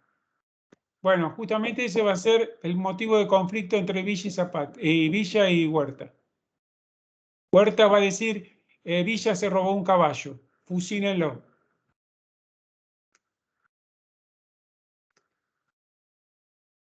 Por eso es lo complejo de este proceso. Es decir, tengo que explicar esto porque si no, no se entiende la lógica de cómo se van encadenando los caudillos. Por supuesto, a ver, desde ya. No, lo personalizo en Madero, Zapata, en Villa, por una cuestión didáctica, práctica. Pero no son ellos, sino es todo un conjunto, ¿entendés? De sectores que se movilizan en uno y otro bando. Es decir, son los referentes, diríamos hoy. Por eso es caudillos y campesinos. Son caudillos de tipo tradicional en su forma de gestionar. ¿No? Es decir, ese líder más parecido al caudillo beberiano, es decir, el prototipo, ¿no? El tipo de caudillo tradicional, con carisma, etcétera. Porque en realidad mucha proclama política y perfil político puede ser Zapata un poco más, vamos a ver. Entonces, para terminar por hoy, Zapata lo que empieza a reclamar es devuelvan la tierra. Y el gobierno provisional dice que no. Y no solo eso, ¿qué hace? Le envía el ejército a combatir. ¿Y a quién le envía para combatir? A Huerta. O sea, el general porfirista que hace destrozos en el estado de Morelos. Destrozos, hace campos de concentración. Empieza una represión infernal. Y Zapata constantemente lo que pide es hablar con Madero. Se junta con Madero. En agosto del 11 se junta con Madero para tratar de solucionar con esto. Bueno, Madero le dice que sí, que está de acuerdo con él, pero él que no es gobierno. Él no es presidente todavía. Y siempre le pide lo mismo, que Zapata entregue las armas y después entonces se atenderán sus demandas. Pero obviamente lo que ocurre, entrega las armas, pero los reprimen. Ahora, hay elecciones, Madero asume como presidente y entonces ahora ya no puede hacer ese juego. Y entonces ahí los zapatistas le contestan, a poco tiempo de asumir, le contestan con su plan de acción, que es el plan de Ayala. Es decir, le contestan, pero son ellos los que le contestan, ¿no? Y le contestan en el momento en que Pascual Orozco se está rebelando por un motivo político, porque lo dejaron fuera, digamos, de juego, y Zapata lo que va a reclamar es que nos entreguen la tierra como nos prometieron. Vuelvo a insistir, no les prometieron la entrega de tierras, le prometieron que iban a revisarse. Y de hecho, todo el año 11, es un tema, si se va a estudiar en profundidad, es un tema muy interesante porque al principio hay cierta, digamos, acción política a la idea de hacer reforma agraria. Pero cuando se hacen las elecciones, los que vuelven al poder son sectores mucho más conservadores. Si el primer momento de provisional parecería que están discutiendo la posibilidad de atender la demanda de tierras y aguas, pero cuando después hay elecciones, es decir, vuelven los políticos, digamos, más profesionales, más conservadores, y ahí bloquean todo tipo de reforma y algunos contestan algo así, que es verdad, si quieren una reforma, que agarren una maceta. Es decir, contestando a ese nivel, ¿no? Es decir, cambien la maceta de lugar porque es lo único que van a conseguir por parte nuestra. Bien, dejo acá para no abrumarlos con acontecimientos. Después en la próxima clase podremos acelerar porque hay muchos elementos que ya he presentado. ¿Preguntas, dudas?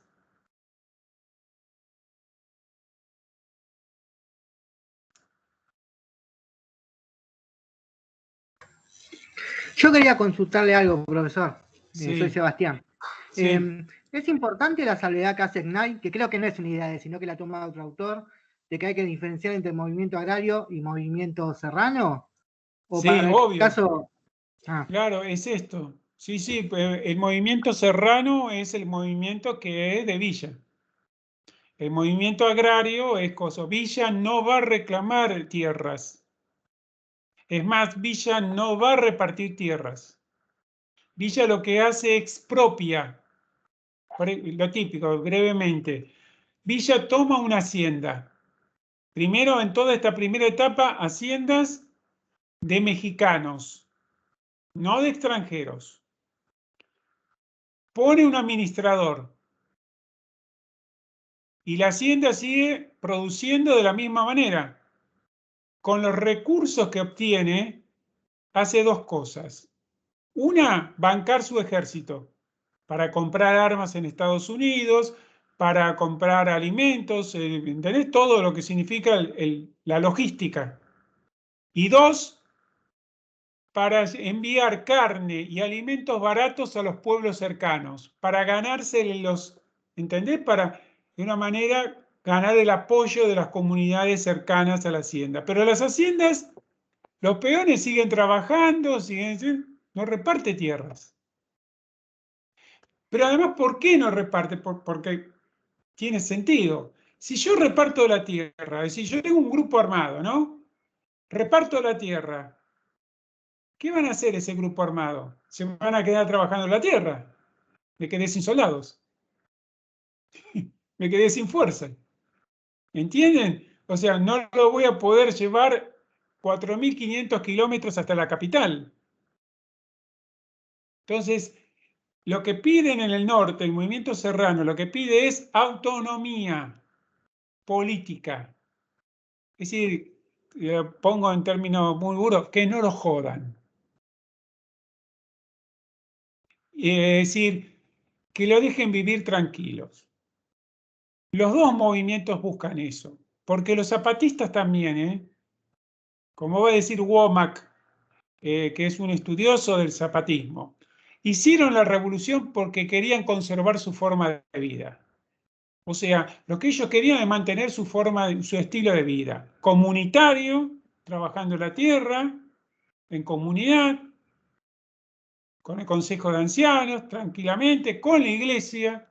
La religión es un elemento muy importante que van a defender ellos, por ejemplo, los movimientos que están en el campo, los campesinos. Alan Knight, cuidado que ahí utiliza el concepto de campesinos, que habla de campesinos ricos, medios y pobres.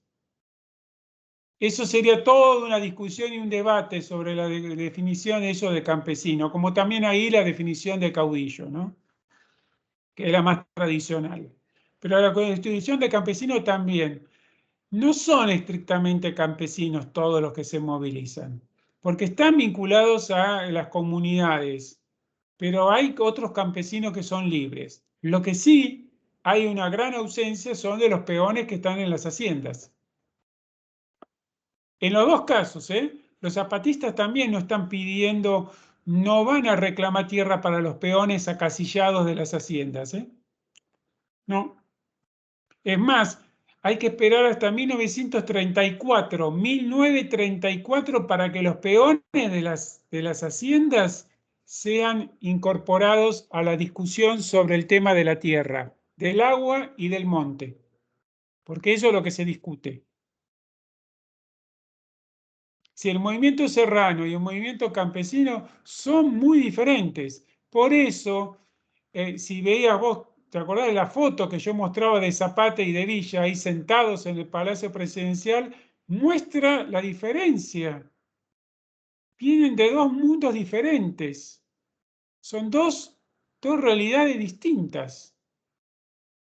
Tienen un enemigo en común, pero no tienen mucho en común. Ni siquiera el tema, bueno, después se inventó, pero por ejemplo, Pancho Villa no fuma, no se droga y no toma alcohol. Cosa que Zapata se toma el agua hasta los floreros, pero como buen mexicano. Zapata tiene muchas mujeres, Pancho Villa tiene muchas esposas, se casa con muchas mujeres. Y eso también hay que explicar cosas. Tienen mundos diferentes. Pancho Villa odia a los chinos, va a matar a chinos, comerciantes chinos, pero le fascina a los japoneses. ¿Por qué? No se sabe. Es analfabeto, no sabe leer y escribir. Zapata sí sabe leer y escribir. Zapata tiene Los dos van a tener buenos secretarios, digamos, importantes, intelectuales, pero en el caso de Villa, con poco peso en las decisiones. En el caso de Zapata, quizás más. Pero por otro lado, después Zapata también, en un momento determinado, entra en contacto con grupos anarquistas, y los grupos anarquistas de Coso le dicen a Zapata, bueno, que creen un diario, un periódico para difundir las ideas del zapatismo. Y Zapata le contesta, yo necesito armas. La mayoría de mis soldados no saben leer y escribir. ¿De qué me va a servir un periódico? Por eso digo, contextos totalmente diferentes. Norte es una cosa, por eso algún historiador dice muchos Méxicos. Muchos Méxicos. La metáfora que yo a veces uso es esto es un mosaico. ¿Vieron un mosaico? Ustedes lo ven desde afuera, es decir, una figura, es decir, lo ven en conjunto y lo ven, pero cuando se acercan ven los cuadraditos. Ahí está. Y entonces ahí se empieza a ver la diferencia. De hecho, por último, para explicarte, solo una vez se reunieron Zapata y Villa en Oximilco, a fines del 14, se prometieron ayuda mutua y ninguno de los dos cumplió. Es decir, por eso es tan importante el texto de Alan Knight, porque pone el acento más allá de Madero, ¿no? Que sean los constitucionalistas, los otros caudillos, que ahí habla también, que sea otro perfil, pero la diferencia entre estos dos sectores son dos sectores subalternos diferentes, con proyectos diferentes y yo diría, con alcances limitados, en el sentido de que no tienen una visión nacional de sus proyectos.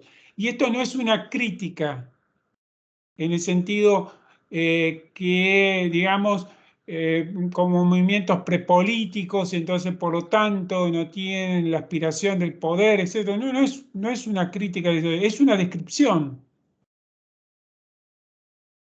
Es decir, ninguno de los dos aspiraron a ser presidentes, y tampoco tenían un programa político que abarcara el conjunto de toda una realidad compleja que es el Estado.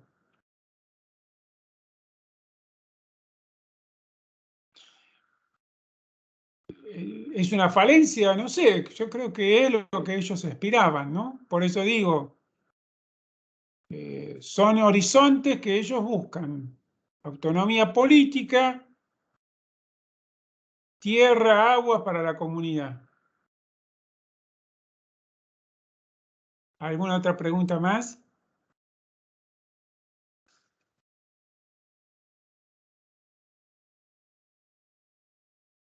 Bueno, si no hay preguntas, dejamos acá. Lean, si pueden, que es breve, el plan de Ayala, así ya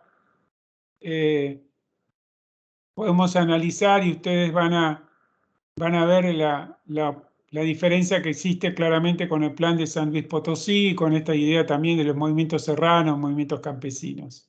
Porque ese es el rector. Después los acontecimientos se van a ir acelerando porque ya hemos dado mucha información sobre cada uno de estos dos ejércitos. ¿Sí? Bueno. Nos vemos la próxima. Muchas gracias. Muchas gracias. No, Buenas no, no. tardes. Muchas gracias, profe. Chao, hasta luego. Buenas tardes.